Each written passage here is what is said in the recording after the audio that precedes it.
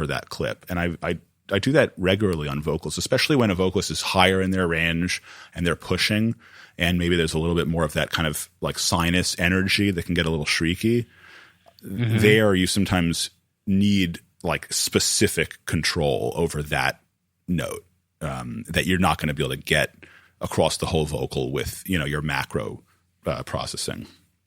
Yeah, I do something similar to that in the sense that I usually do most of my macro processing on like a auxiliary channel. Yeah, like in Logic we have track stacks, so it looks like a regular channel, but it's whatever. It's like a folder basically. Yes. But it's the same as like an auxiliary channel, and so I'll do like the bulk of like let's say the lead vocal. It might be a few channels of lead vocal all going into that one.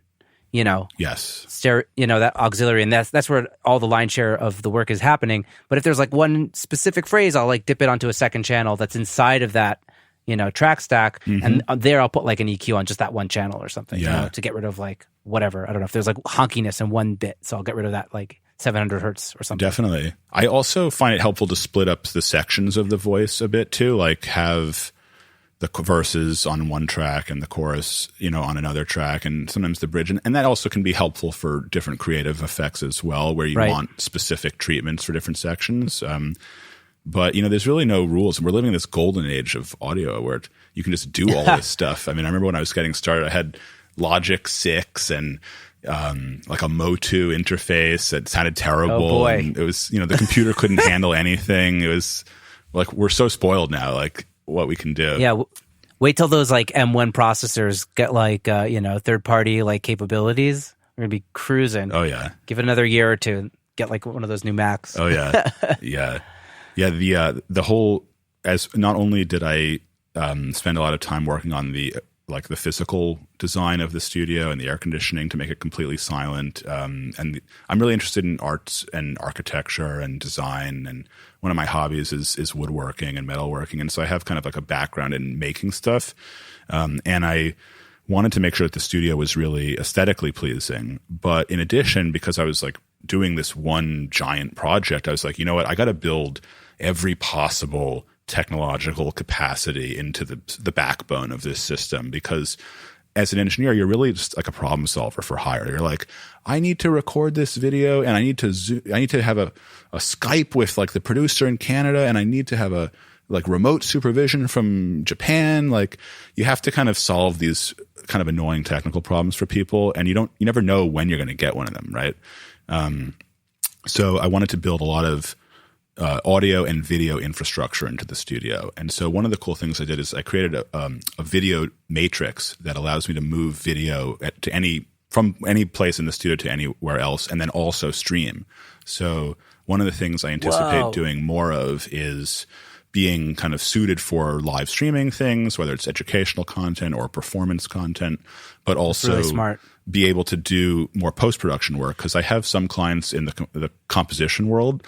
And one of the things that's big is remote supervision. The director in LA always wants to sort of be able to, you know, look over the session and say, you know, more cowbell.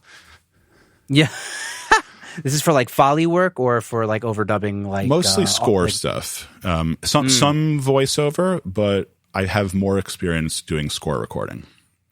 Amazing. That's awesome. Is it just going back into mixing? Are you like big into like, I don't know, top-down mixing, like starting from the stereo bus going down, or are you more about, you know, clean slates? How do you start the mix?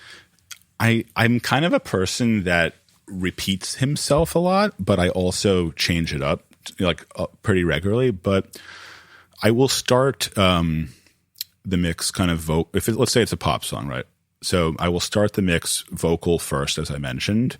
And after I get that happy, and I've gotten maybe one or two other things in, then I'll start looking at the master bus. And I do a lot of processing on the mix bus, but I don't necessarily do a lot of processing in terms of like large EQ moves, but I might do several different kinds of processes. So if I'm using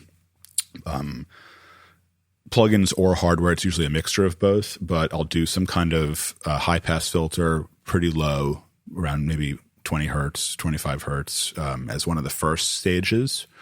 And then there'll be some kind of compression.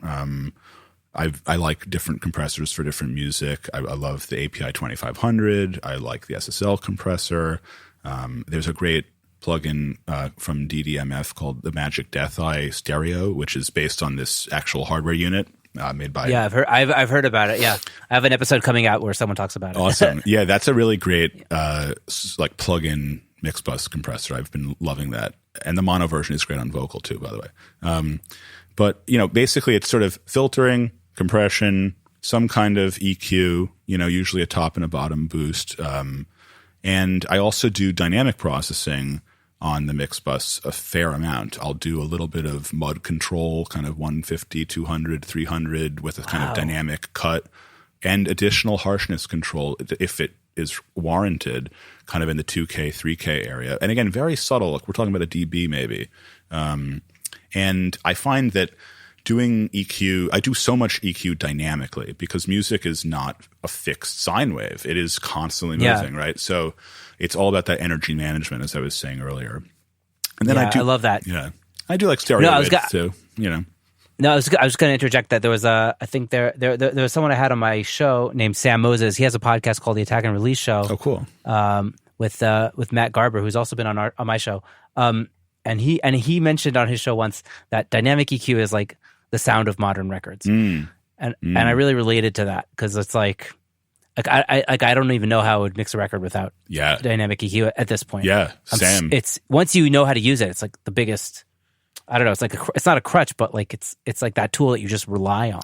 Yeah, I mean, I listened to records that were made in the old days, like tape, console, analog only records, and I think, how did they get stuff to sound so good? Like, I don't get recordings that just fall into place with faders and like a high and a low shelf. Like, I have to work to get stuff to sound good.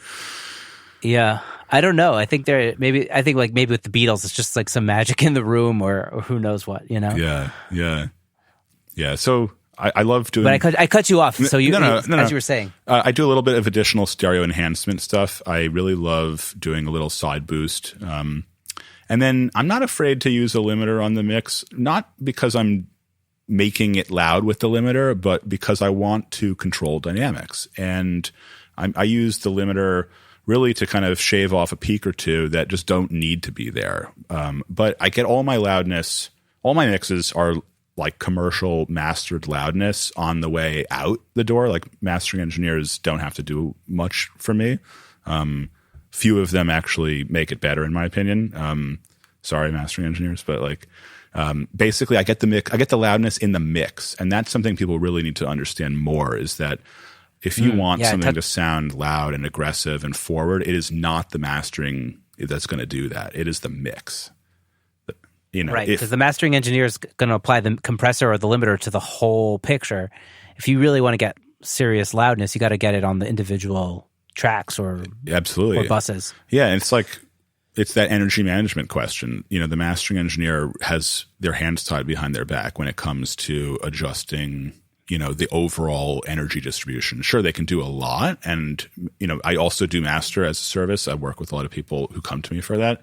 And you can do a lot in that process. But if you are chasing loudness in an absolute sense and not just loudness for taste, you have to look at the mix for that, really. That's why people go to top mixers, is because the stuff sounds so forward and present and immediate in a way, because they have mastered that. Yeah, wow, that's so cool. So let's use that as like a jumping point to talk about Mix with the Masters, because I know that you've been to several, which is like amazing. Yeah, I mean, and you've learned from the best. So I guess just tell the audience a little bit about your story with Mix with the Masters, and maybe touch on maybe a highlight or two. Sure. So I started my Mix with the Masters experience by going to the Tom Elmhurst session in 2012, and that was Tom's first session there. And I had never been to anything like this. You fly to France, you stay at beautiful Studios La Fabrique, which is this old factory in a beautiful place in southern France, and they feed you amazing food, and you meet a dozen or so other enthusiastic audio engineers and producers, and you're all having fun. It's a very exciting environment where you meet other people who are pros in the field. And then you're also there to work with and learn from one of the esteemed great engineers. So part of the experience is learning in the daily sessions with the engineer or the producer, but a lot of what you get to is the social aspects and the discussion with other engineers and learning about each other and learning about what you do and kind of, oh, you do this kind of work. Oh, I do this kind of work. Oh, how do you process the vocal? What is your mix bus chain? Those kinds of things. So I got a lot from the other participants in addition to the programming, so to speak. But, from Tom, I picked up kind of the idea of working quickly, not kind of belaboring things, focusing on the instrumental balance, doing stuff on the mix bus, doing aggressive surgical EQ to get rid of mud and harshness and things, and just kind of not being afraid of the mix. Just go at it. Like, go get it. Like Tom is a very like charismatic, like big personality guy. He's like very mild mannered, but he has like an opinion, and he like is not afraid to like tell you what he thinks.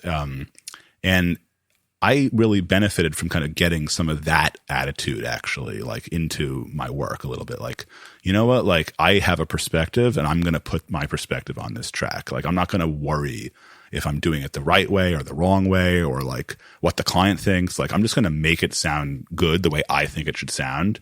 And if they like it, like, great. So that was that. And then, wow, that's awesome. It sounds like a lesson I could learn today. I have to say, like, I think I used to be a very like timid engineer. I was like scared of EQing too much, and I was scared of like coming across like too.